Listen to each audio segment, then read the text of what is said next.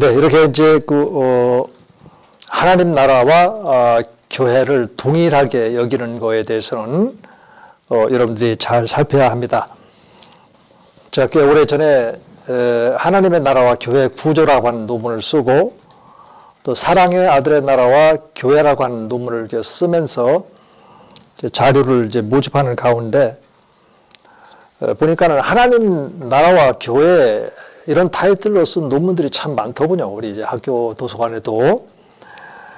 그런데 보면은 답이 없어요. 왜 답이 없게 되냐면 바로 이런 점에서 이제 명확하게 구별이 돼야 되는데 이게 구별을 하지 않고 획일적인 답을 찾으려고 하니까 이제 그런 겁니다. 그 역사 속에서도 그렇게 흘러왔고 또 1000년 동안 하나님 나라가 현저하게 아주 근본 자체가 이렇게 왜곡되어 왔고 오늘날에도 이제 그 개신교가 이제 종교 개혁을 통해서 뭐 또 종교 개혁 500주년 지난 지가 몇 년 안 되니까 그럼에도 불구하고 이 하나님 나라에 대해서 명확하게 이게 설정이 잘 안 되어 있는 것을 보게 되어져요. 그래서 하나님의 나라는 이렇게 예수 그리스도의 주되심과 같이 이렇게 중재가 되어져 있습니다. 연결되어져 있어요. 그래서 제도적으로 온전히 이제 새하늘과 새 땅, 새 예루살렘 도성으로서의 하나님 나라는 이제 미래적인 이런 것이고, 근데 그 미래는 어디서부터 이렇게 세워지자면 현재 우리 마음 안에서 연결되어지는 거예요. 그렇잖아요. 보세요. 우리가 지금 예수 믿고 구원받았다.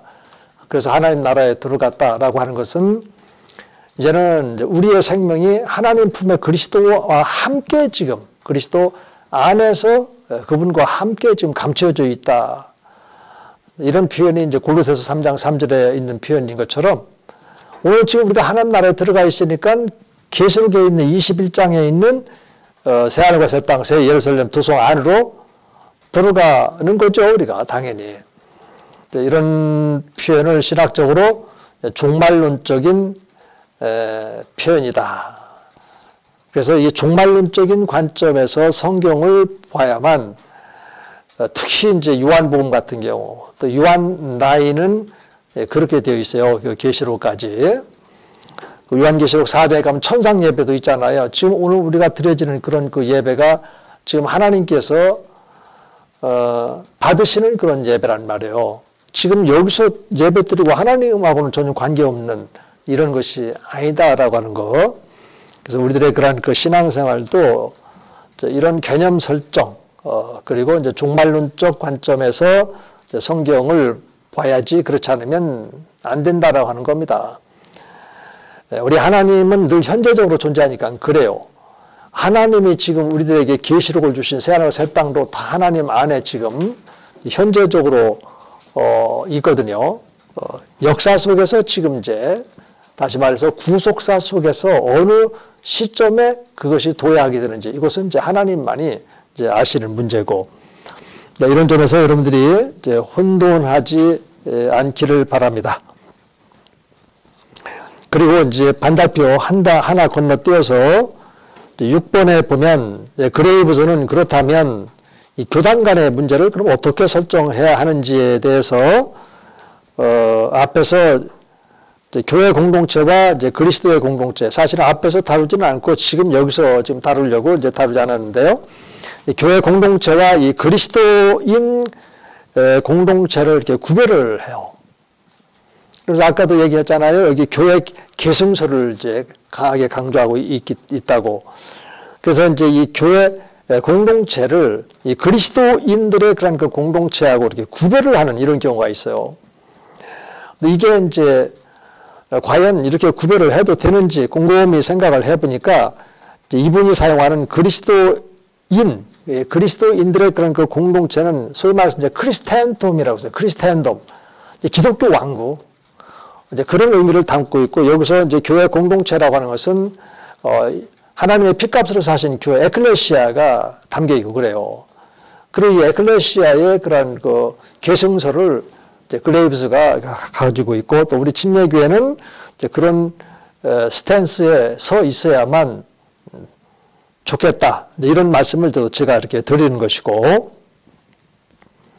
그런데 이제 이 그리스도인 공동체를 이렇게 크리스찬덤으로 보지 않고, 바로 이제 교회 공동체를 또 그리스도인들의 공동체다. 이렇게도 볼 수 있잖아요. 그래서 이제 이 그레이브스가 적어도 그리스도인 공동체라고 말을 했을 때 어떤 의미를 가지고 이런 말을 사용하는지, 이제 그 점은 여러분들이 알아야 이렇게 교회 공동체와 또 그리스도인 공동체가 서로 구별되는 것이다. 이렇게 볼 수 있다는 거죠. 크리스찬덤, 이것은 기독교 국가, 그리스도 국가라고 해가지고 사실은 모든 게 다 잘 성경적이고 그런 거 없어요. 원래 이제 유대교 같은 경우도 그런 것들을 볼 수 있고, 또 서구 사회에서도 기독교 국가들이 지금 보면은 예배당이 텅텅 이렇게 비어 있는 이런 것들을 이렇게 볼 수가 있는 것이고요. 그래서 어느 한 그리스도인들의 소위 말해서 예수 믿는다고 하는 자처하는 이런 사람들의 어떤 그 왕국으로서의 이런 크리스찬덤 이거보다는 이제 에클레시아로서의 그리고 킹덤 오브 갓이 이제 우리 마음 안에서 이제 미래에 이제 들어갈 새 하늘과 새 땅, 새 예루살렘 도성과 이렇게 연결되어 있는 이런 관점에서 보는 것이 성경적인 신앙생활을 하도록 성도들을 잘 가르치고 돕는 데에 도움이 되겠다. 이런 말씀을 이제 드리고 싶습니다. 좀 한번 읽어보겠습니다. 그래서 이분은 이제 그리스도 교회 공동체와 이 그리스도인 공동체를 구별함으로써 해결할 수 있다고 믿었다. 그래서 그런 이제 교단 소속과 관련이 없이 모든 신자들은 이제 기독교적인 이제 교제가 가능하지만 교회 공동체는 이제 완전히 이제 다른 협소한 문제라고 생각을 했다. 그래서 모든 그리스도인은 이제 그리스도인 공동체에 소속되어 있지만 이 교회 공동체는 진정한 교회의 구성원들에게 한정되어 있다는 것이다. 이런 방식으로 이제 언어 사용을 통해서 이웃교단과 이 침례교단과의 그런 차이성을 강조하고 있다는 겁니다. 우리는 이제 이런 걸 통해서 왜 이렇게 강조하게 되냐면, 교회는 예수님이 머리가 됩니다. 그래서 로컬 처치가 중요한 겁니다. 그리고 여기에서 이제 이 침례교의 정치가 나오는 겁니다. 우리 침례교는 이제 회중 정치를 그래서 주장을 하고 있는 거죠. 이것이 잘 그렇게 시행이 되느냐는 이제 별개의 문제고, 그런데 이제 이웃교단으로 가면 이런 회중 정치가 아니죠. 거기는 이제 뭐 장로 정치가 있고, 또 이제 감독 정치가 이제 있지 않습니까? 장로교는 이제 장로 정치를, 그다음에 이제 감리교는 이제 감독 정치.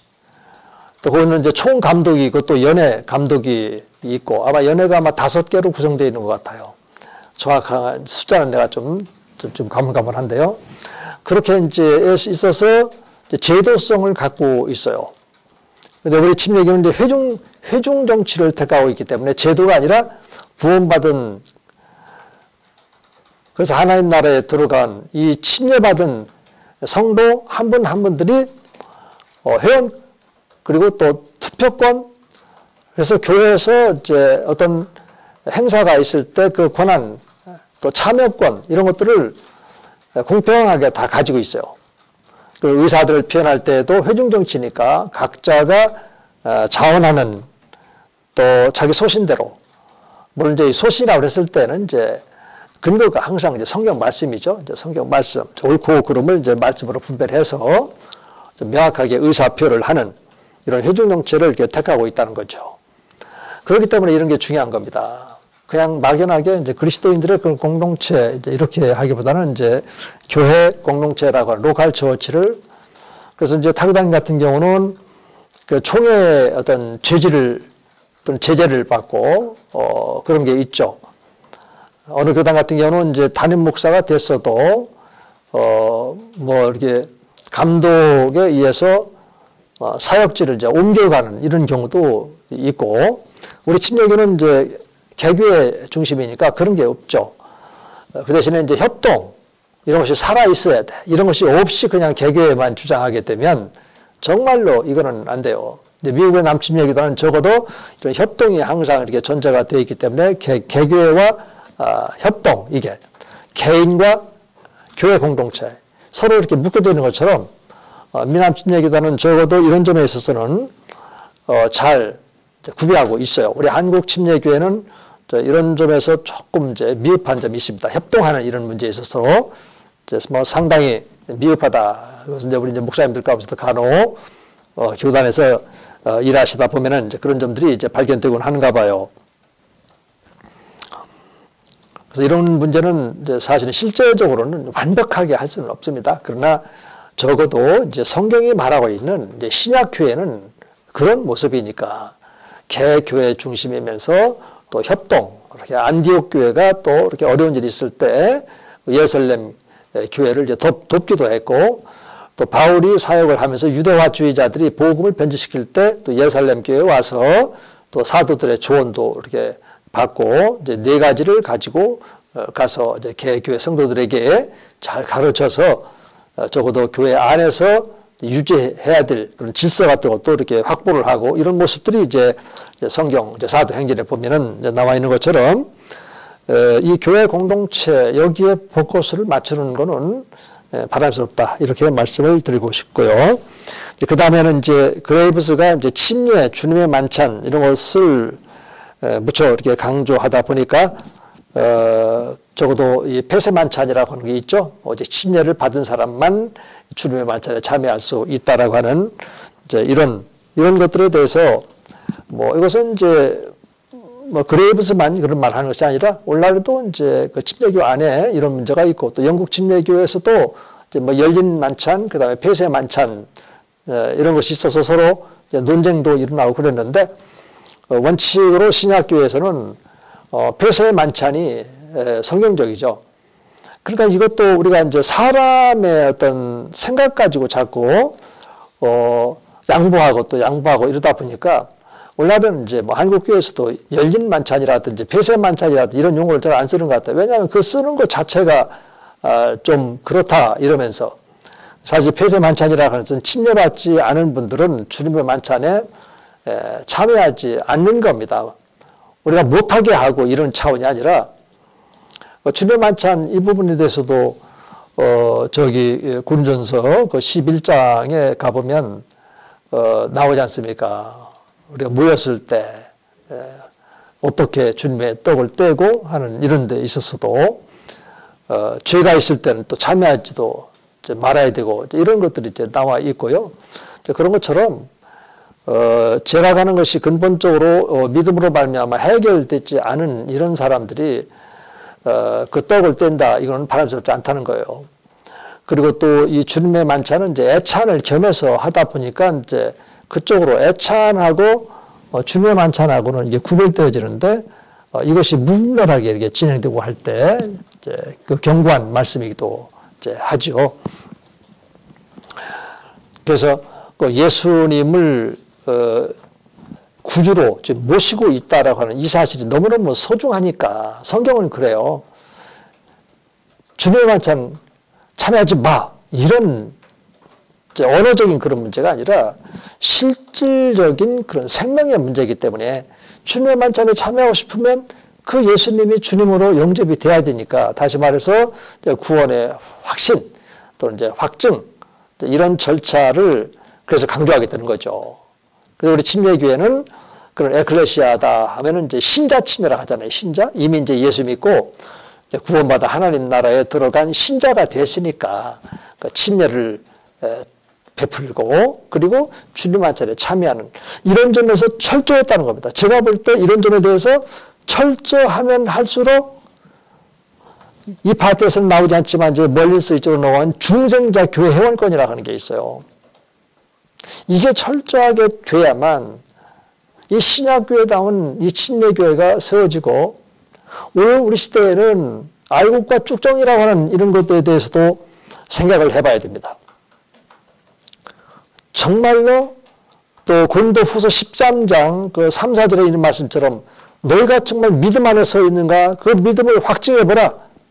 만일에 너희 안에 그리스도가 거하는 것을 알지 못한다면 버린 자와 같다. 이런 말씀을 강력하게 주신 이런 말씀 속에서도 또 데살로니가전서 1장 5절에 또 내가 전한 이 복음은 확신을 얻은 복음이다.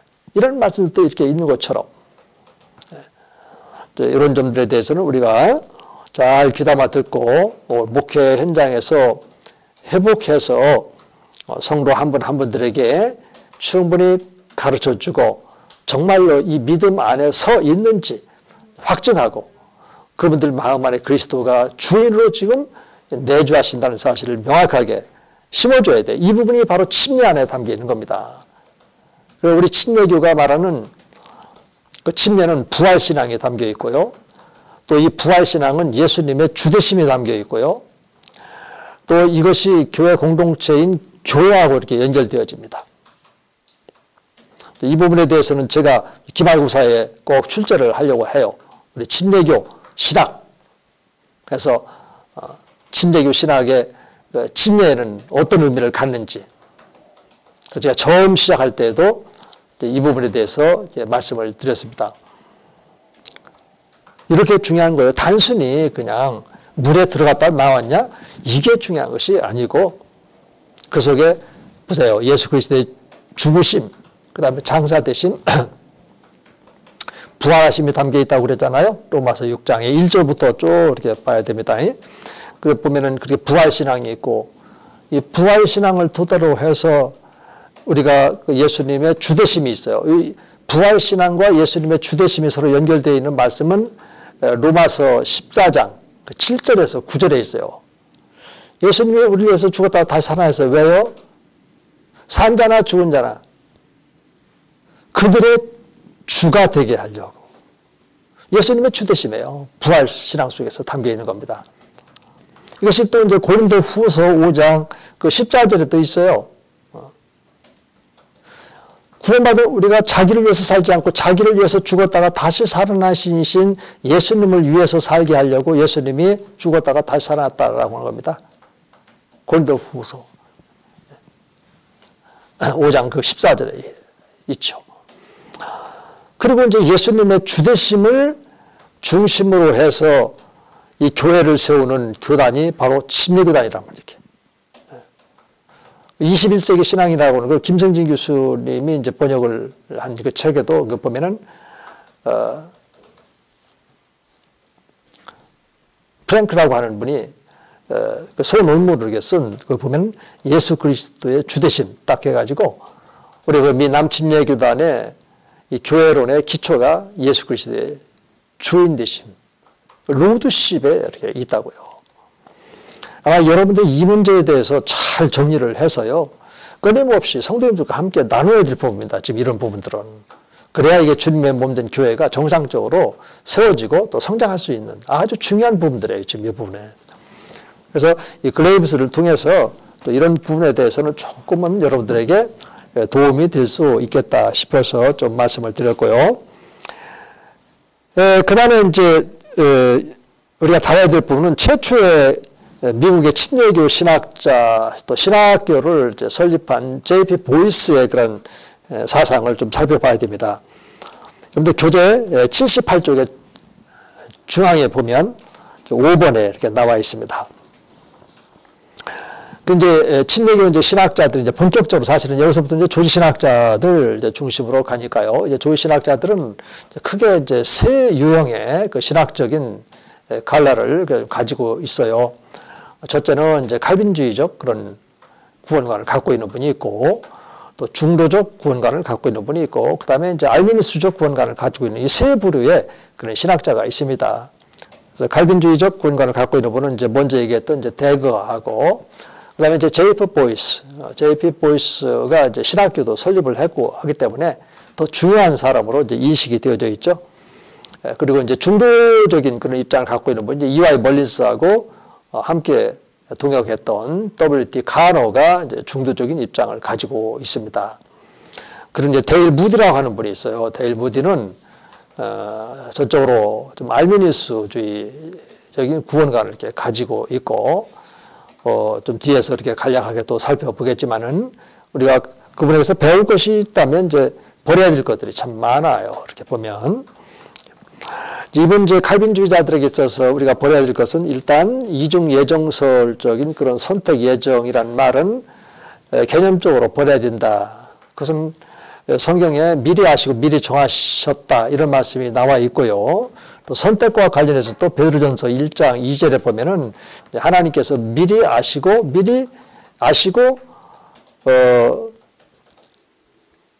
그다음에 이제 선택을 하셨다. 이런 말씀이 이제 베드로전서 1장 그 2절에 나와 있거든요. 그래서 그런 점을 좀 염두에 두고 또 이중 그런 예정 및 선택을 얘기하다 보니까 속죄론에서 제한 속죄설을 이렇게 많이 강조를 한다는 점. 속죄론을 우리가 제한 속죄설로 딱 이렇게 묶어놓으면 안 됩니다. 어떻게 묶어놔야 되냐면 속죄론은 보편성과 제한성을 이렇게 동시에, 그러니까 속죄론은 보편적으로 하나님께서 주셨고 모든 사람들이 구원받기를 원하시는 것이 하나님의 뜻이니까, 하나님은 누구를 구원받고 누구는 구원받지 않기를 이렇게 원하시는 분이 아니잖아요. 그리고 또 하나님께서는 모든 사람이 구원받기를 원한다. 디모데전서 2장에도 있고, 또 하나님은 세상을 이처럼 사랑하사 독생자를 주셔서 모든 사람들을 사랑하시지, 하나님은 처음부터 너는 싫어 미워, 너는 이쁘고 좋아 사랑해, 뭐 이런 하나님은 아니지 않습니까? 그렇기 때문에 오늘날도 하나님은 이스라엘 백성들을 통해서 이방 민족들을 구원하려고 그랬고, 그들이 말을 안 듣고 전도도 안 하고 요나처럼, 나중에 그런 요나도 억지로 이제 감담하는 이런 하나님의 그런 그 사랑에 대한 그 결핍증이 있어요. 정말로 하나님을 사랑한다면 하나님이 이스라엘 백성들을 제사장 나라로 삼아 주셨으니까 거기 순종해야 되는데, 그러니까는 예수님도 비록 하나님의 아들이라 하더라도 이 땅에 오셔서 기도하실 때 어떻게 기도하셨죠? 단식으로, 이런 말을 쓰면 단식으로 간구를 하나님께 올려드리는데 그분의 그런 그 경건함으로 들으신 바 되었다. 그리고 순종함을 배웠다. 이런 말씀이 나오죠. 또 로마서 5장 12절부터 22절 그 말씀도 보세요. 한 사람 순종의 사람, 한 사람 불순종의 아담, 이런 식으로 해서 아담이 이제 오실자의 그런 모형이니까 그는 불순종했지만 우리 예수님은 철저하게 순종했다. 히브리서 아까 그 5장에 있는 말씀 순종을 배웠다. 이런 말씀처럼 예수님이 십자가에 기꺼이 순종함으로 가죠. 거기도 보면 이제 로마서 3장, 갈라디아서 3장 그 8절부터 보면은 왜 예수님이 그 나무에 달린 자마다 저주를 받는 그 자리에 허용하십니까? 순종이에요, 순종. 그러나서 이제 이방 사람들도, 모든 이방 사람들도 아브라함과 같이 그 예수님을 믿어서 구원받은 성도가 되어질 뿐만 아니라 성령의 선물을 받게끔 하려고 예수님이 십자가로 가시는 겁니다. 그래서 이 로마서에도 몇 번 나오고 예수님의 그런 예수님의 그 십자가 그 피, 또 부활을 이제 믿는 자들은 다 하나님 나라 안에 들어가니까 그 하나님의 한 의를 받게 되어지는데 차별이 없다. 그래서 헬라인이나 또 유대인이나 또 이방인이나 또 자유자나 뭐 이런 식으로 성경 말씀이 이제 되어져 있지 않습니까? 그래서 보편성과 제한성이라고 하는 이런 틀 속에서 우리 예수님은 모든 사람들을 위해서 십자가 대속사역을 감당하셨어요. 그런데 제한성은 뭐냐면 그 사실을 믿느냐 믿지 않느냐, 여기에 문제가 있다라고 하는 거. 이것을 꼭 항상 우리의 머릿속에 또 마음속에 간직하고 이제는 신학자들을 이제 살펴야 여러분들이 이것은 그렇구나, 이래서 이것은 잘못됐구나, 이렇게 분별하면서 이제 공부할 수 있다. 그래서 지금 말씀을 들어봤습니다. 그러면 한 10분간 쉬었다가 또 이어서 하도록 하겠습니다.